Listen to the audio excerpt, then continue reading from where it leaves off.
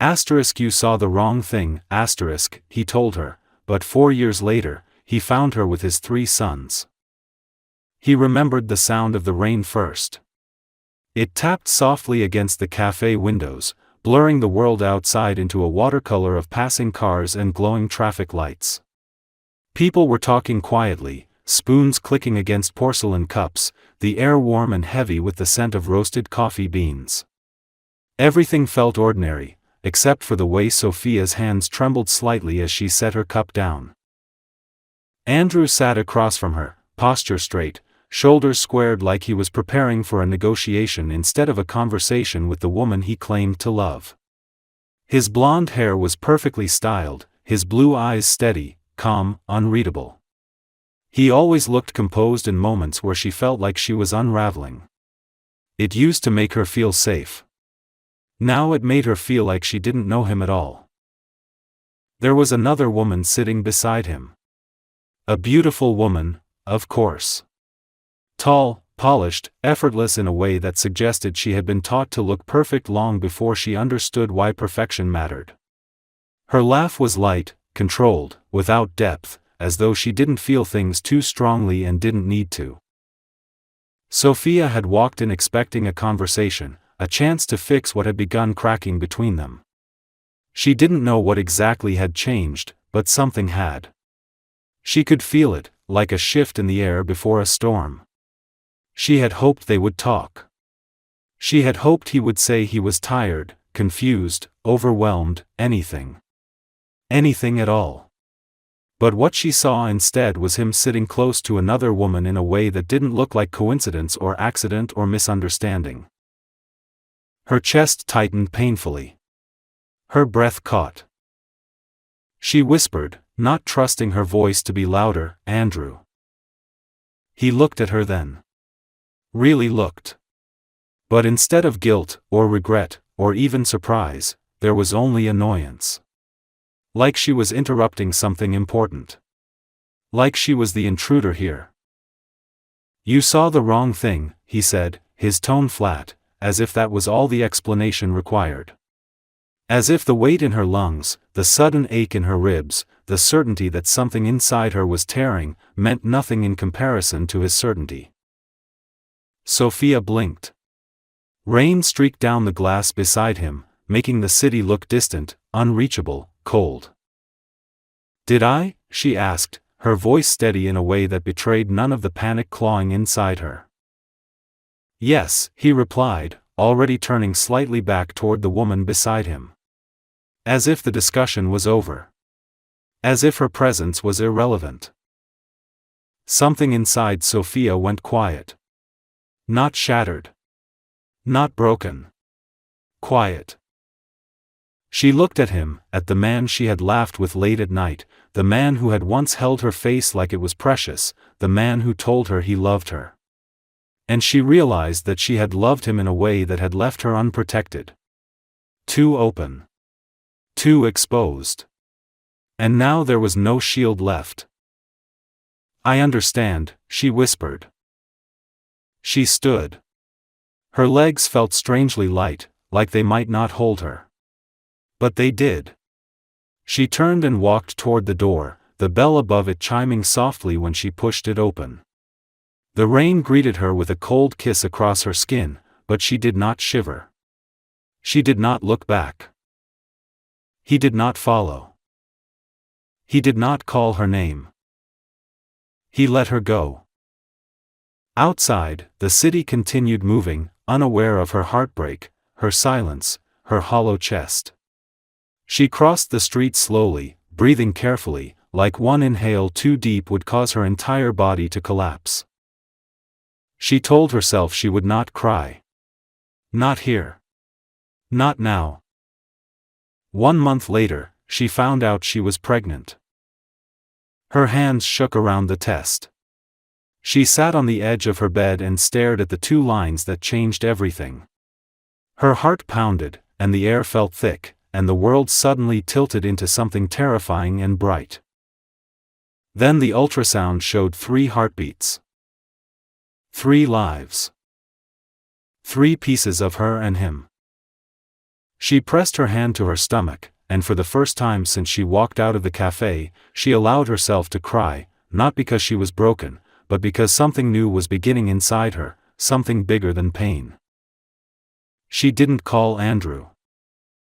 There was nothing left to say. She whispered into the quiet room, "I'll protect you. All of you. I promise." And she did not look back.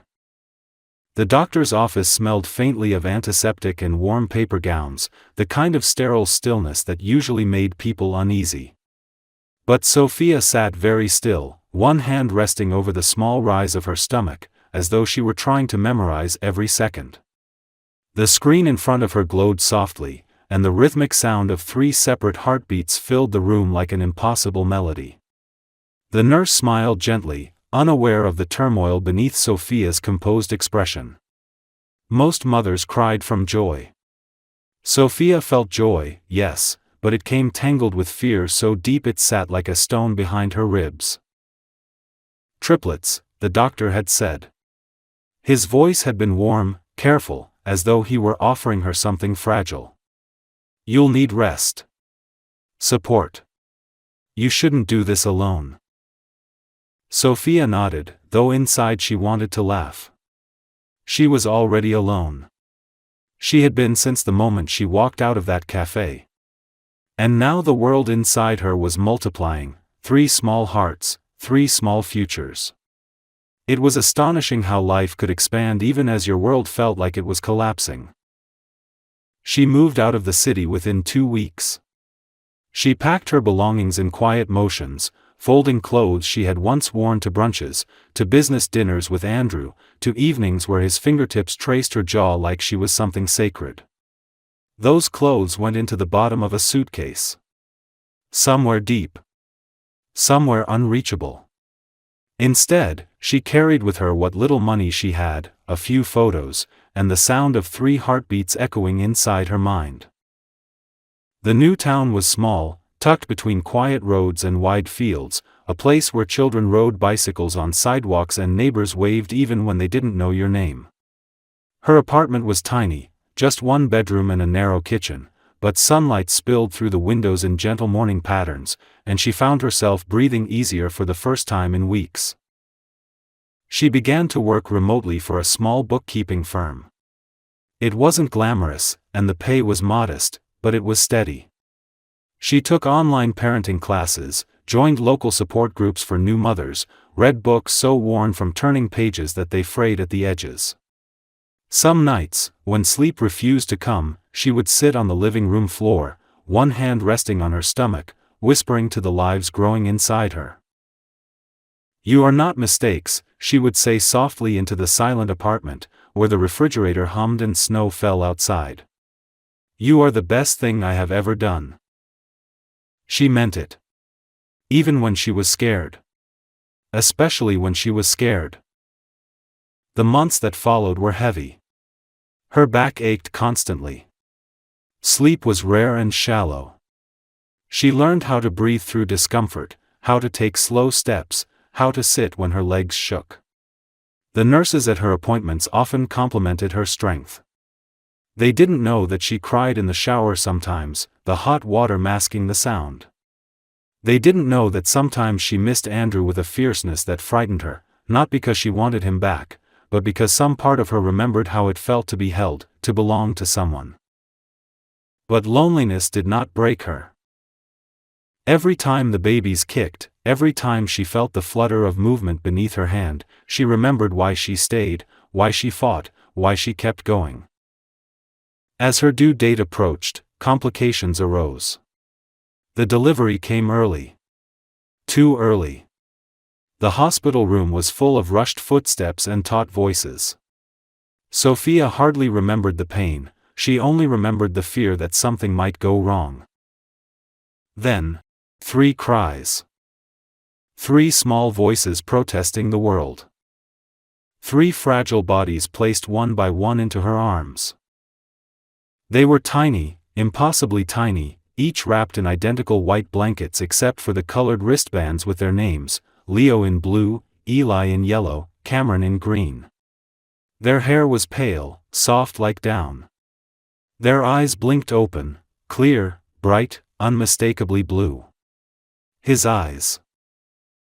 Sophia held them, and everything inside her softened into something unbreakable. She was theirs. And they were hers. She whispered to each of them, their names like prayers. Leo, the quiet one, looked at her as though he had seen her before.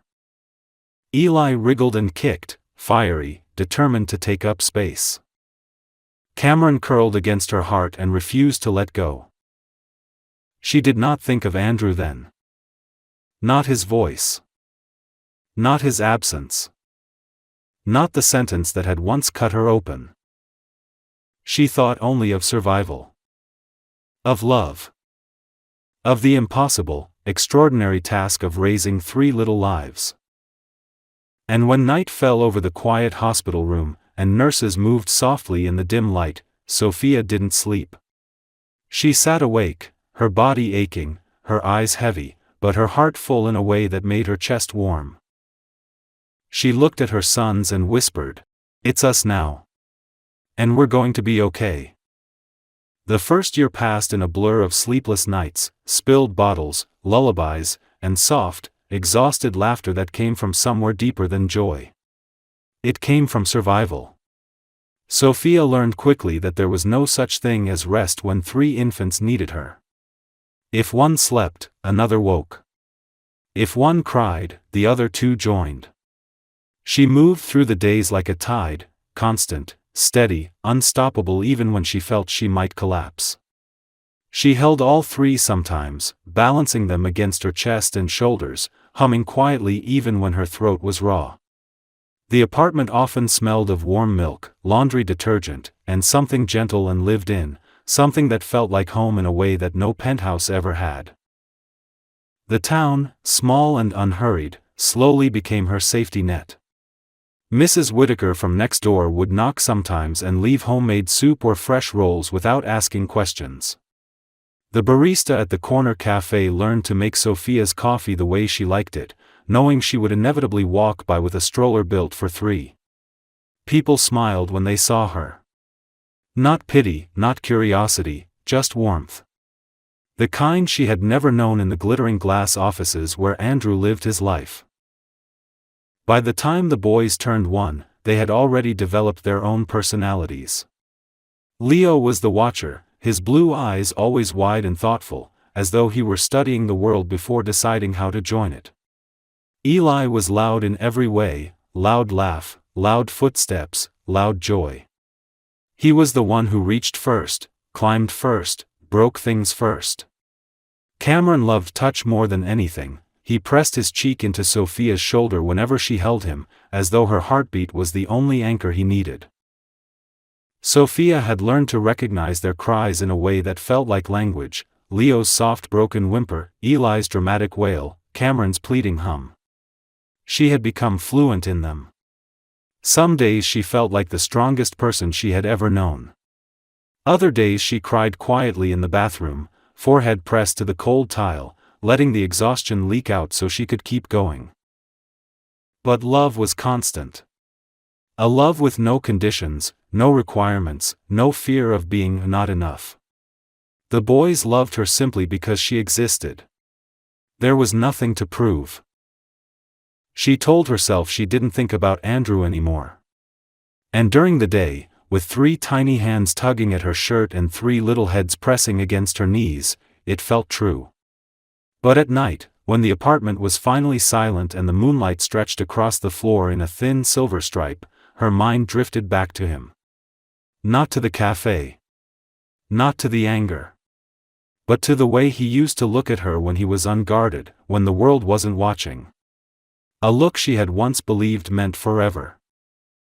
Sometimes she wondered what he would think if he saw them now. If he would smile. If he would freeze. If he would break. She wondered whether he would reach out or whether his pride would still stand taller than everything human inside him. But she never let herself imagine too long. Dreams were dangerous. Dreams could open wounds. Years passed. They grew into toddlers who toddled faster than she could keep up. She chased them through the park, wiped dirt from their cheeks, kissed scraped knees, dried tears. She read them books until her voice grew hoarse, showed them how to plant tiny seeds in cups by the windowsill, taught them how to blow bubbles in the summer wind. Their laughter became her world's music, their small, warm hands were her reason to stay strong. But loneliness lingered like a quiet presence in the corner of her life. Not the painful kind. Not anymore. More like the memory of something unfinished. She loved her sons with a love so vast it didn't leave room for emptiness, but still, there were nights when she sat at the kitchen table with a cup of tea and stared at the chair across from her, the one no one ever sat in.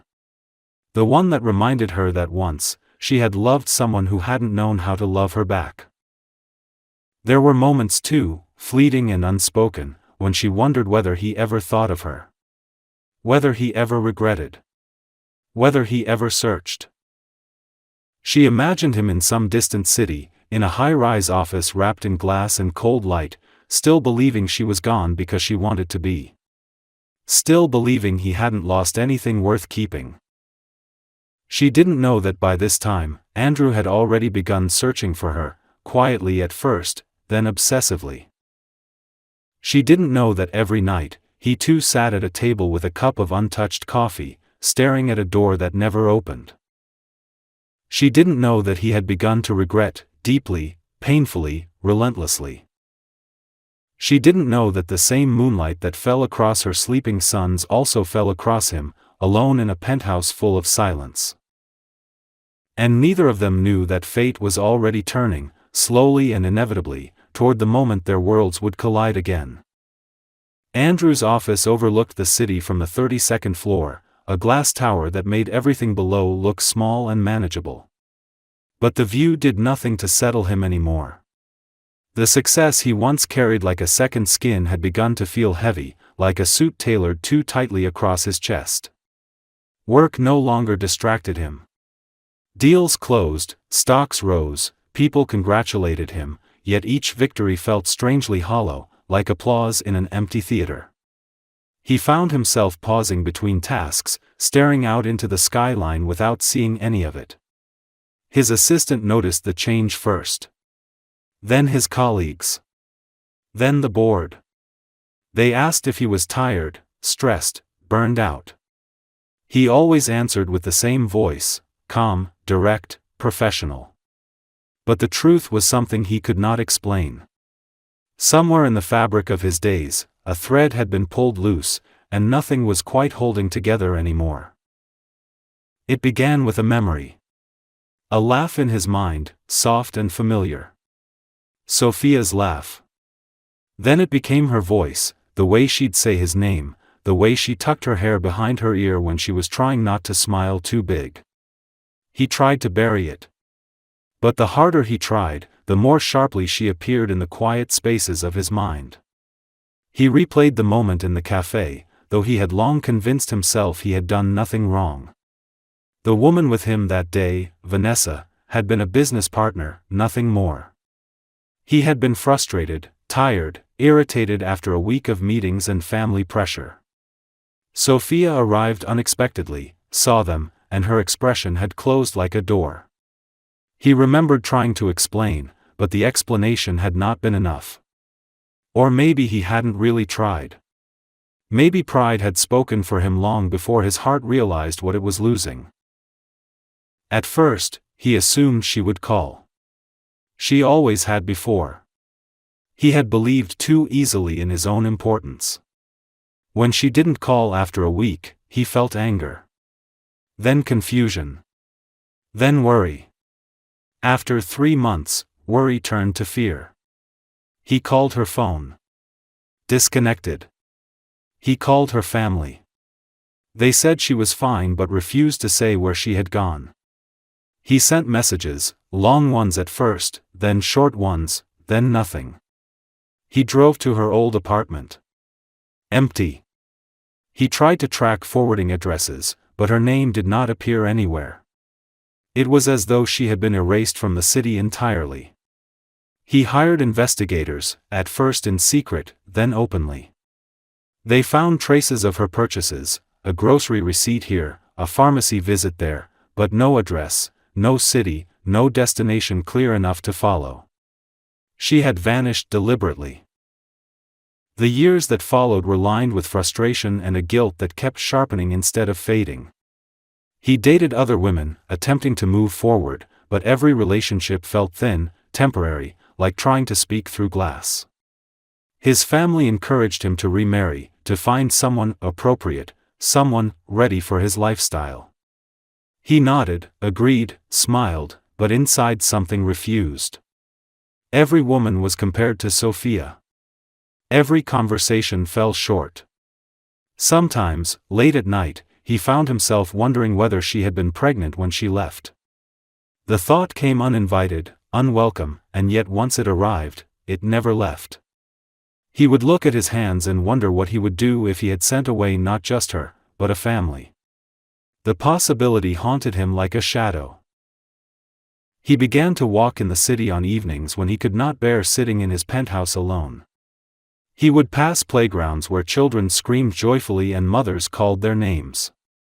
He would stop in front of toy stores and look at the small clothes displayed in windows.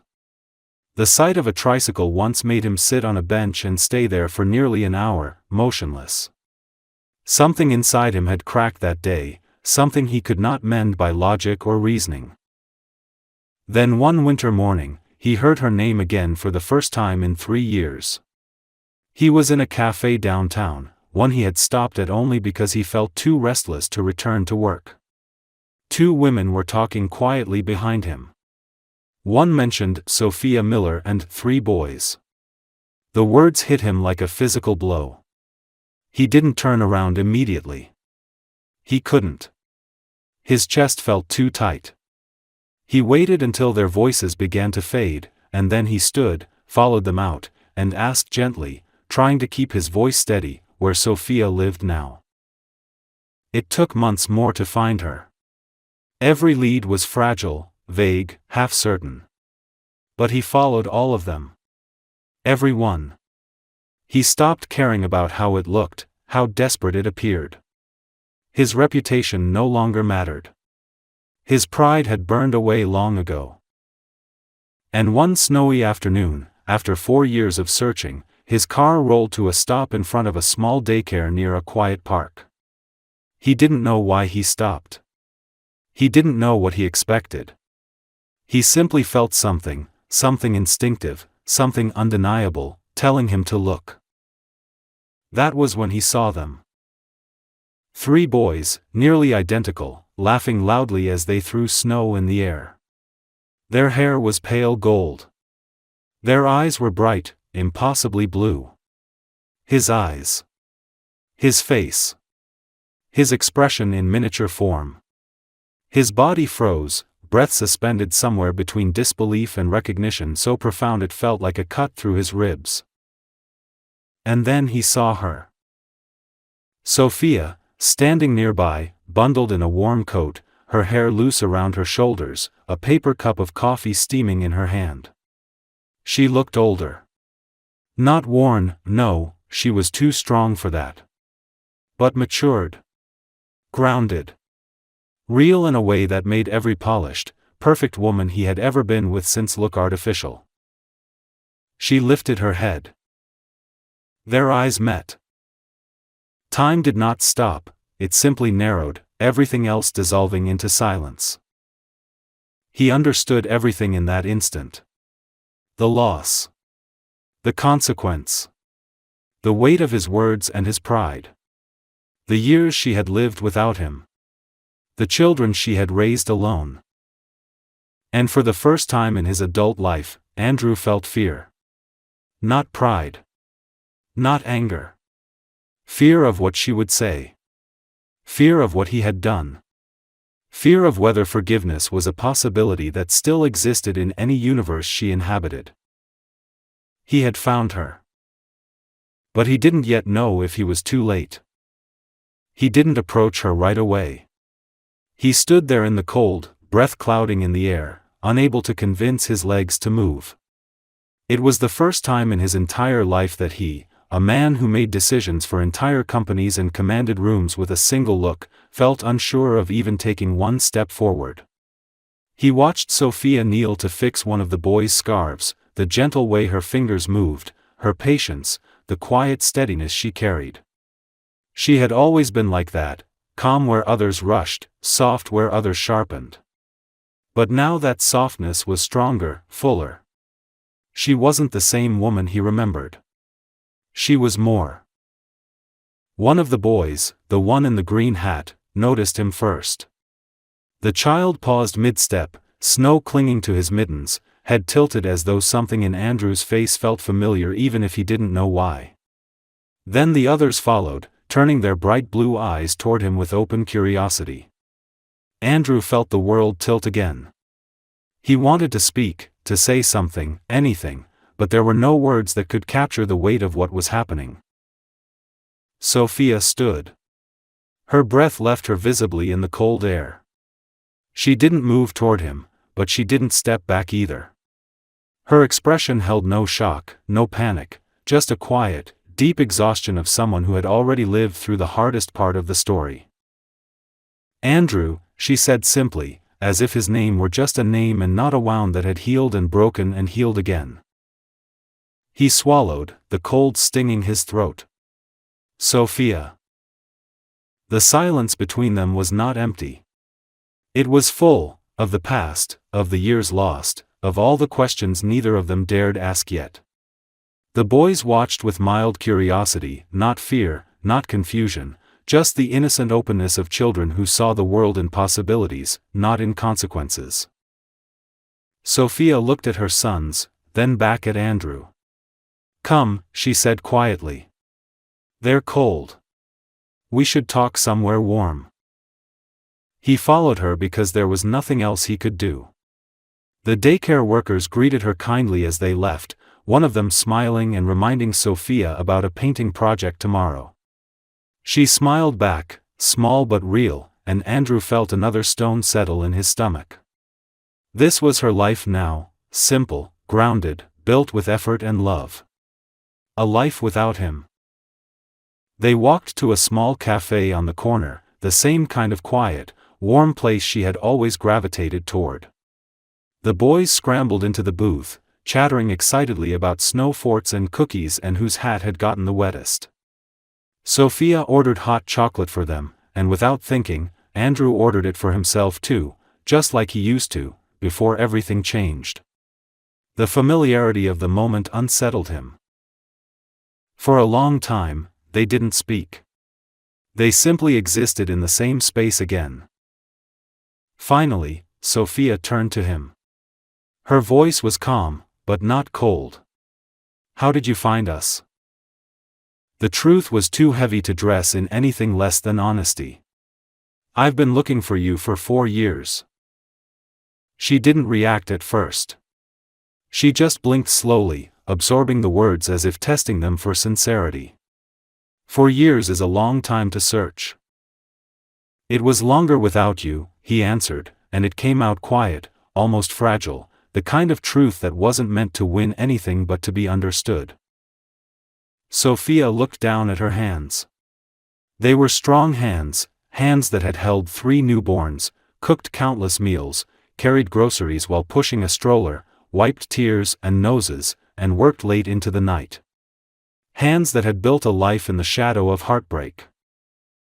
"You hurt me," she said, not accusing, not emotional, simply naming a fact. "Not just that day. I was alone. With all of it. And it was hard. Harder than I ever thought I could endure." He closed his eyes, and for the first time, she saw his composure crack. "I know. And I will regret it for the rest of my life." The boys giggled at something, unaware of the conversation braided through silence and memory. They didn't know they were the center of the universe in that moment. They didn't know their existence was the hinge between past and future. Sophia sighed softly. "They are good boys. They're kind. They laugh easily. They're loud, and the apartment is always too small, and I'm tired most days. But I love them more than anything I have ever loved." He looked at the children again, 3 small miracles who carried his eyes. "May I know them?" His voice was barely a breath. Sophia studied him carefully. She was no longer the girl who had left her heart unguarded. She was a mother now. She was steel covered in warmth. "Yes," she said at last. "But slowly. On my terms. And only if you stay steady. They don't need people who disappear." He nodded. "I won't disappear." She held his gaze for a long moment. Then she turned back to the boys, brushing snow from their coats. She didn't say she forgave him. She didn't promise a future.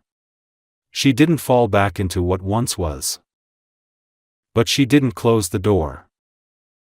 And for now, that was enough. He began by showing up. Not with gifts, not with grand gestures, not with apologies repeated until they meant nothing. Just presence. The first time he came to the daycare to pick the boys up with Sophia, he waited by the gate while the boys rushed into her arms first, as they always did. Then, slowly, they began to run to him too. Not all at once. Not evenly. Eli was the first, wild and fearless, sprinting straight into Andrew's legs like he had known him forever. Cameron followed after a week, reaching up with his arms in that quiet way of his that asked without needing words. Leo held back the longest. He stayed near Sophia, watching Andrew with serious eyes that seemed to be measuring something deeper than gesture or tone. Andrew didn't rush him. He knelt to his level every time and spoke softly, never reaching out first. When Leo finally stepped closer, placing one small hand on Andrew's shoulder, it felt like the unlocking of something sacred. The town began to notice him. A tall blond man with sharp suits among quiet streets and simple homes. Some people whispered, some recognized him from magazines or business articles, others simply nodded politely. But no one interfered. Small towns had a way of allowing stories to unfold at their own pace. Every weekend, they went to the park. Andrew would sit in the grass, tie small shoelaces, teach the boys how to roll snowballs or skip stones or stack sticks into imaginary forts. He learned that Eli hated mittens, Cameron refused to drink hot chocolate unless it was warm enough to wrap both hands around the cup, and Leo asked questions so thoughtful they sometimes left Andrew speechless. He learned, slowly and carefully, how to be something he had never imagined himself becoming: patient. Sophia watched all of this. Not from a distance, not like an outsider, but with a careful heart. She didn't rush forward or cling to history, but she didn't push him away either. She let the boys guide the pace, and she trusted them to recognize sincerity better than adults often could. One evening, the boys fell asleep early after a long day in the snow. The apartment was quiet, except for the hum of the heater and the soft rustling of blankets. Andrew was sitting at the kitchen table, coat still draped over the back of the chair, hands wrapped around a mug of tea he hadn't touched. Sophia was rinsing dishes in the sink, her movements slow, unhurried, almost meditative. "You're good with them," she said after a moment, her back still turned. He didn't respond right away.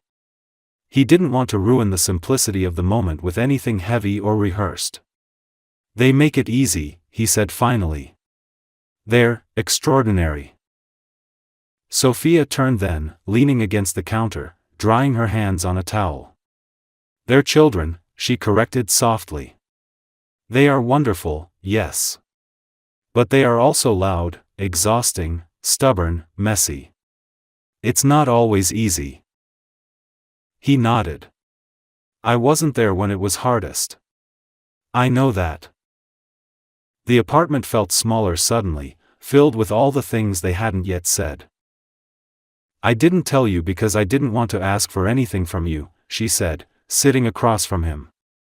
"Not money. Not help. Not explanation. I wanted to prove I could do it myself. I had to survive. And surviving meant cutting off everything that made me weak. He looked up. Was loving me the weakness? She didn't flinch. No. Losing myself for you was. The honesty of it hit him harder than any accusation ever could have. He inhaled slowly, searching for something to say that wouldn't break the moment. I can't undo what I did, he said quietly. But I can do better now. If you'll let me. Sophia studied him, not his face, not his clothes, but his silence. His stillness. The way he didn't try to defend himself. The way he didn't try to reach for her hand. The way he wasn't asking for forgiveness, only for the chance to try again, in whatever form she allowed. You're doing better, she said. Right now. That's enough. They didn't speak of love. They didn't revisit the cafe. They didn't retell the pain. They simply sat, breathing the same warm air, while the quiet wrapped around them gently instead of painfully. Over the next weeks, something shifted, not fast, not dramatic, but steady. The boys began asking when he was coming back. He started spending evenings helping with baths, drying small damp curls with a soft towel, telling bedtime stories with voices for each character. He learned how to soothe nightmares, how to hold a child half asleep without waking him, how to fall asleep on the sofa with one or two small bodies curled against him. Sophia found herself watching him, not because she needed to evaluate him anymore, but because something about him now brought her peace instead of ache. The walls she had built around herself weren't crumbling, they were opening. One night, after the boys were asleep and the house was quiet again, Andrew rose to leave. He walked to the door, coat in hand. Sophia followed him to say goodnight. He paused before opening the door. Thank you, he said, just that. Sincere. Weighty. Real. Sophia nodded. Drive safe. He stepped outside, snow falling softly around him. But before he reached the stairs, she called quietly, almost too softly to hear. Andrew. He turned. You can stay for dinner tomorrow, she said. It wasn't a promise. It wasn't forgiveness. It was something new. A beginning, not of what once was, but of what could be. The invitation to dinner became routine faster than either of them expected. At first, it was just once a week. Then twice. Then it became normal that Andrew would knock gently at the door every evening around 6, snow dusting his coat or wind reddening his cheeks, and 3 boys would thunder down the hallway shouting his name. Sophia cooked simple meals, stews, pasta, roasted vegetables, and Andrew learned how to set the table properly with mismatched plates and forks that didn't match because nothing in this home was curated or decorative. Everything here was real, lived in, and warm in a way his penthouse had never been. One night in February, after dinner, the boys insisted that everyone build a blanket fort in the living room. They tugged cushions from the couch, dragged chairs across the floor, and demanded Sophia find the biggest blankets in the house. Andrew helped them drape the fabric from chair backs and sofa arms, his hands awkward at first, but the boys corrected him with so much authority and confidence that he found himself laughing, genuinely, freely, like he hadn't in years. Sophia sat on the floor watching him, her legs crossed and her hands wrapped around a mug of tea. The soft lamplight cast warmth across her face, and her expression was thoughtful, almost tender. The boys eventually crawled into the blanket fort, giggling loudly, whispering secrets only 3 brothers can understand. Sophia and Andrew sat in the dim living room in the leftover quiet, their laughter fading into comfortable silence. Do you miss it? She asked suddenly, her voice low. Your old life. The one before all of this. He looked at her, slowly, and shook his head. I miss who I thought I was. But I don't miss who I actually was. She absorbed that. It wasn't the kind of sentence someone said to impress. It was something that came from a place with scars. He leaned back, resting one arm along the sofa. I used to think everything had to be earned. Money. Reputation. Success. Even affection. I thought love was a transaction. His jaw tightened, not from anger but from regret. I didn't know how to be gentle. I didn't know how to stay when things weren't perfect. Sophia didn't look away. And now? He exhaled through his nose, slow, weighted. Now I stay. Even when I don't know what to say. Even when I'm afraid. Even when I don't deserve to. The honesty in his voice made something inside her soften, not dramatically, not like a door swinging open, but like ice beginning to melt. The boys eventually fell asleep inside the fort, their breathing soft and even. Andrew carried them to bed, one by one, learning how to shift his weight so as not to wake them, memorizing the feeling of small arms looping instinctively around his neck. Sophia followed him, tucking blankets around each child, brushing hair from sleepy foreheads. Their movements fell into sync, as if they had done this together forever. Later, in the kitchen, Sophia poured him tea. He wrapped his hands around the warm cup, not drinking, just feeling the heat. The apartment was quiet, calm, filled with the faint scent of cinnamon and something like peace. Sophia leaned against the counter, her gaze steady. "What are you afraid of?" she asked quietly. He didn't hesitate. "That you'll forgive me only enough to let me stay in their lives, but never enough to let me return to yours." The words struck her, not because they were dramatic, but because they were true in a way that revealed how deeply he had been thinking, how long he had been waiting. She set her mug down, the sound soft but final in the quiet kitchen. "I'm afraid of something too." He lifted his eyes. "I'm afraid that if I let you back in, it will hurt if you leave again. And I can't break the way I did before.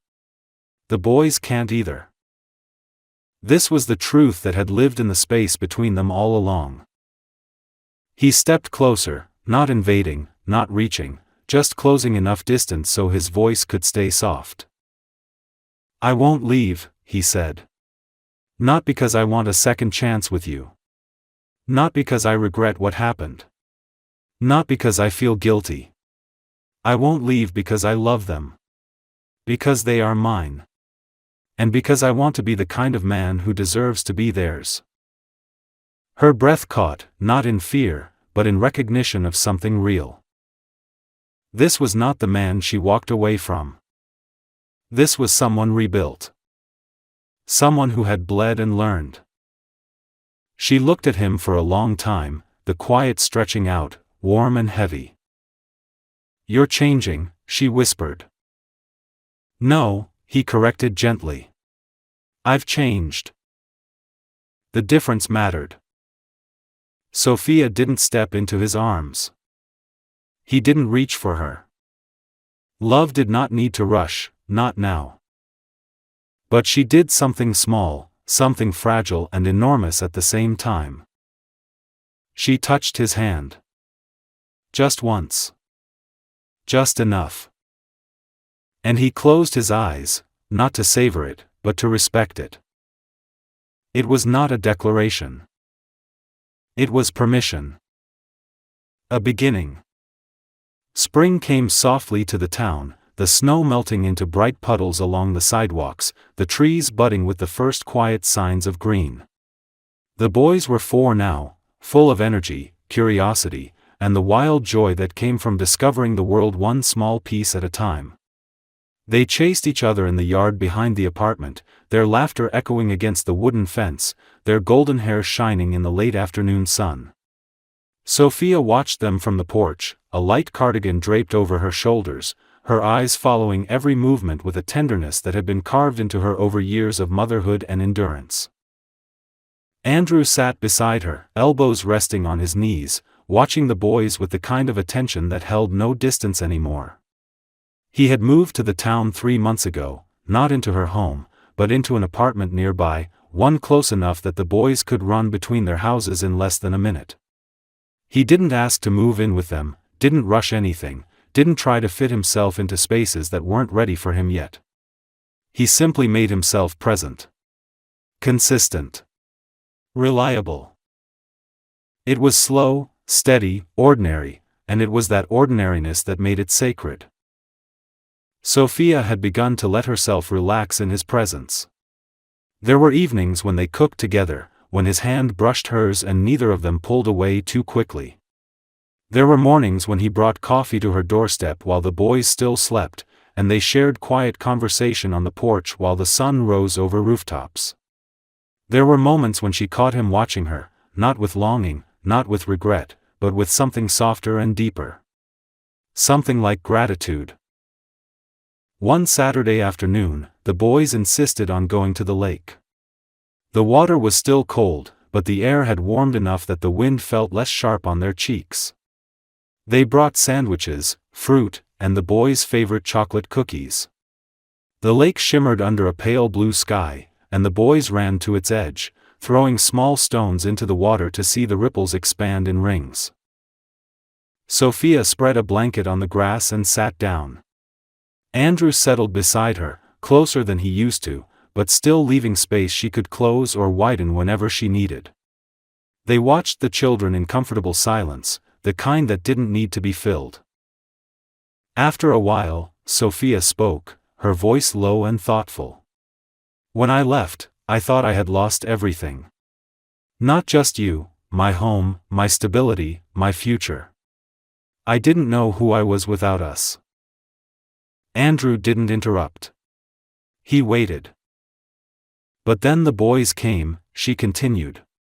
"And I realized I had never really understood strength until I had to hold 3 lives in my arms by myself. I learned how to survive.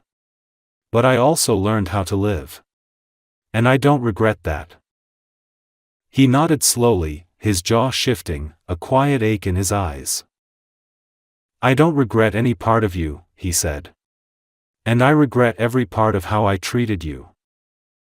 Sophia turned her face toward him. The wind brushed her hair across her cheek, and he lifted a hand, slowly, carefully, to tuck the strand behind her ear. She let him. "I didn't know how to love you then," he said. "Not the way you deserved. I loved you the way I understood love. With fear. With pride. With walls." "And now?" she asked, her voice not challenging, just curious. "Now I love you without expectation," he said. "Without asking for anything in return. Loving you is the easiest thing I do. But I will not ask you to forgive me before you're ready. I will not rush you." The breeze moved through the grass. The boys shouted triumphantly at a particularly large splash. The world felt open. Sophia let the quiet linger a moment. Then she reached for his hand, not hesitantly this time. Not cautiously. She took it fully, fingers intertwining with his. "I'm not afraid of you anymore," she said, and the truth of it was something that resonated deep between them. "And I'm not afraid of loving you again. I'm only afraid of losing what we've built." His fingers tightened around hers, steady, grounding. "We don't go backward," he said softly. "We build forward." They sat together like that for a long time while the boys played, hand in hand, not as two people trying to reclaim a past, but as two people choosing a future. A slow one. A gentle one. A real one. When they packed up to leave, Leo ran to them first. "Daddy, look! I found a heart-shaped rock." Andrew knelt, taking the small stone with a smile that softened every sharp line of his face. "That's special," he said. "Let's keep it." Sophia watched them, her heart full and grounded and steady. Family had returned, not by force, not by forgiveness alone, but by growth, patience, and the willingness to choose each other again, day after day. And this time, no one walked away.